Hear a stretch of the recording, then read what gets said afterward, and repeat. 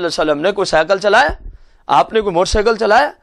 یہ اگر یہی دلیل ہے کہ میلاد حضور نے اس صورت میں نہیں منایا، حالانکہ منایا، ہم آگے چل کے آپ کو عرض کرتے ہیں قرآن و سنت کی روشنی میں، تو کہنے لگا کہ یہ کوئی ہمارے اوپر اعتراض نہ کرے کہ ہم سائیکل چلاتے ہیں، رسول اللہ نے سائیکل نہیں چلایا۔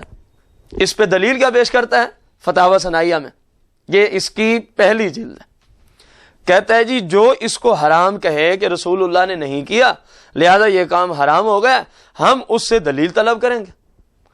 تو بھائی صاحب جہاں آپ کو اپنے سائیکل پر دلیل مانگنے آتی ہے، ہم وہیں اللہ اور اس کے محبوب صلی اللہ علیہ وسلم کا جو محفل میلاد میں ذکر کرتے ہیں، آپ کہہ رہے ہیں اس خاص نوعیت سے وہاں پیچھے سے اس کا کوئی ریفرنس نہیں ہے تو حرام ہو گیا، تو ہم آپ سے یہی دلیل، آپ کی دلیل دی ہوئی آپ پر ہم پیش کر دیں گے کہ آپ ایک کام کو اللہ کے رسول اور اس کے محبوبوں کے ذکر کی محفل کو حرام کہہ رہے ہیں، بدعت کہہ رہے ہیں، شرک کہہ رہے ہیں، یہی آپ کا دیا اصول ہم آپ پر لاگو کرتے ہیں کہ آپ بتائیے کون سی جگہ پہ آیا ہے کہ میلاد منانا حرام ہے؟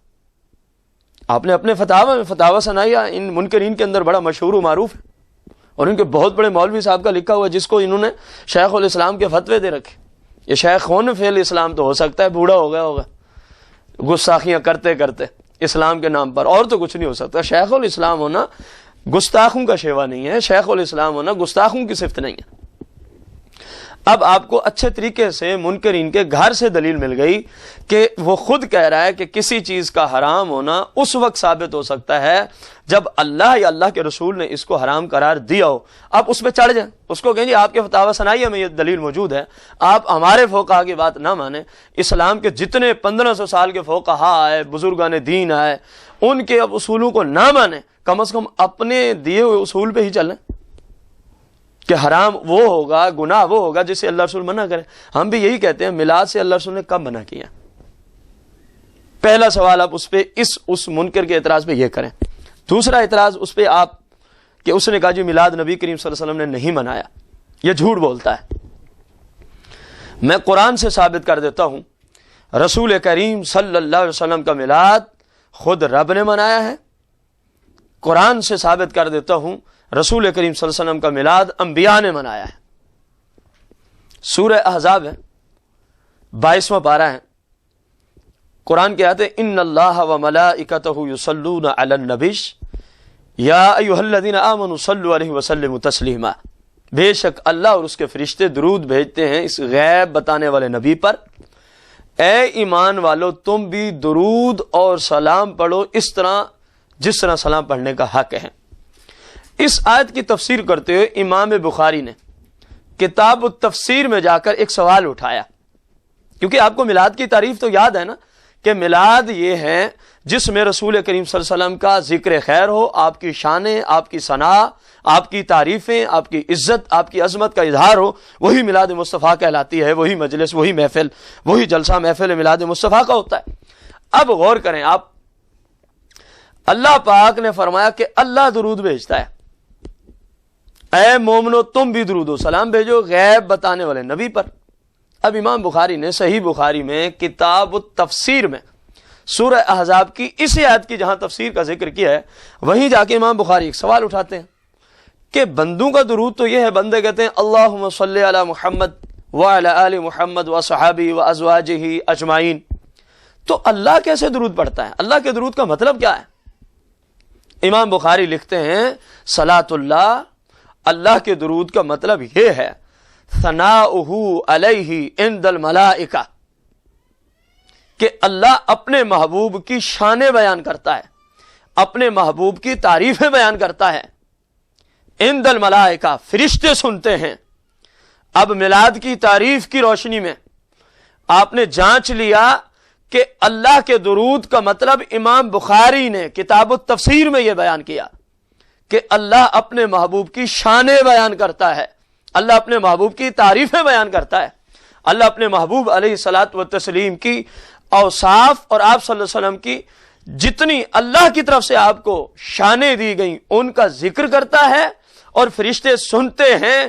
امام بخاری کہتے ہیں اللہ کے درود کا یہ مطلب اور مقصد ہے۔ اب منکر سے پوچھیے، میلاد کا معنی یہی، تعریف یہی کہ جس جگہ جس محفل میں اللہ کے محبوب علیہ السلام کی شان، رفت، بلندیوں کا ذکر ہو، وہ محفل میلاد کی کہلاتی ہے اصطلاح کے اندر۔ اب پوچھا جائے ان سے، امام بخاری نے اس آیت کا مطلب بیان کیا کہ اللہ کے درود کا معنی ہے ثناؤہ علیہ عند الملائکہ، اللہ اپنے محبوب کی تعریفیں اور شانیں بیان کرتا ہے، فرشتے سننے والے ہیں۔ اور پھر مزے کی بات یہ ہے یصلون ان اللہ و ملائکتہ یصلون، فعل مضارع ہے جس میں حال و استقبال دونوں زمانے پائے جاتے ہیں صرف کے اعتبار سے۔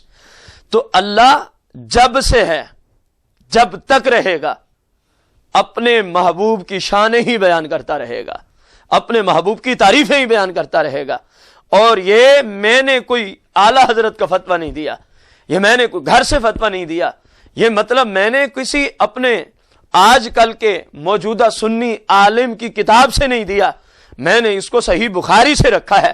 کسی منکر کو اعتراض ہے کتاب التفسیر بخاری میں سورہ احزاب کی اس آیت ان اللہ و ملائکۃ یصلون علی النبی کے تحت جائے اور امام بخاری سے پوچھے کہ اللہ کے درود کا مطلب کیا ہے جو میں نے بیان کیا، یہی مطلب امام بخاری نے لکھا ہے، تو معلوم ہو گیا یہ تو کہتے ہیں رسول اللہ نے اپنا میلاد نہیں منایا۔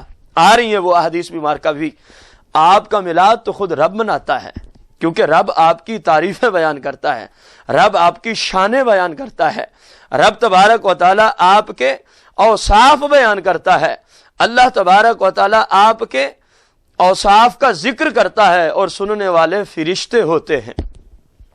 پھر ایک اور جگہ اللہ پاک نے سورہ آل عمران میں آیت نمبر 81 میں ذکر فرمایا اپنے محبوب کا میلاد پڑھتے ہوا۔ میلاد کی تعریف کو ذہن میں رکھیں گے تو ساری باتیں آپ کو سمجھ آتی جائیں گی۔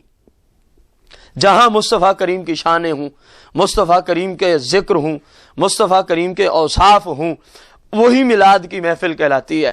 اللہ پاک فرماتا ہے وَإِذَا أَخَذَ اللَّهُ مِيثَاقَ النَّبِيِّينَ لَمَا آتَيْتُكُم مِّن كِتَابٍ وَحِكْمَةٍ ثُمَّ جَاءَكُمْ رَسُولٌ مُصَدِّقٌ لِّمَا مَعَكُمْ لَتُؤْمِنُنَّ بِهِ وَلَتَنصُرُنَّهُ قَالَ أَأَقْرَرْتُمْ وَأَخَذْتُمْ عَلَى ذَلِكُمْ إِصْرِي قَالُوا أَقْرَرْنَا قَالَ فَاشْهَدُوا وَأَنَا مَعَكُمْ مِنَ الشَّاهِدِينَ۔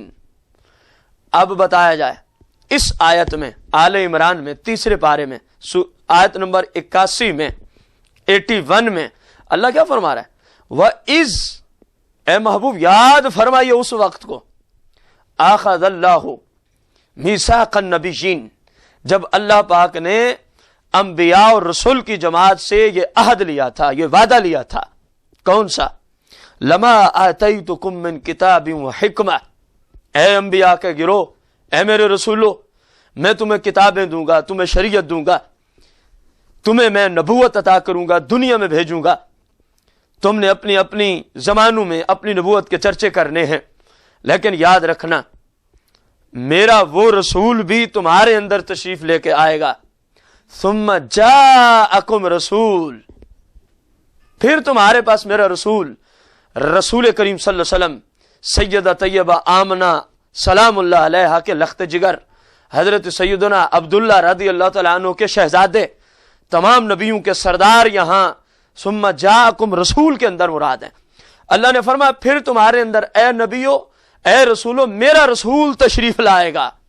اب دیکھیں اللہ بیان کر رہا ہے، انبیاء سن رہے ہیں، اور ذکر کس کا ہے؟ مصطفیٰ کریم کا ہے۔ اوصاف کس کے ہیں؟ مصطفیٰ کریم کے ہیں۔ آمد کا ذکر ہے، ثم جاءکم رسول، پھر تمہارے پاس تشریف لے آئے گا میرا رسول۔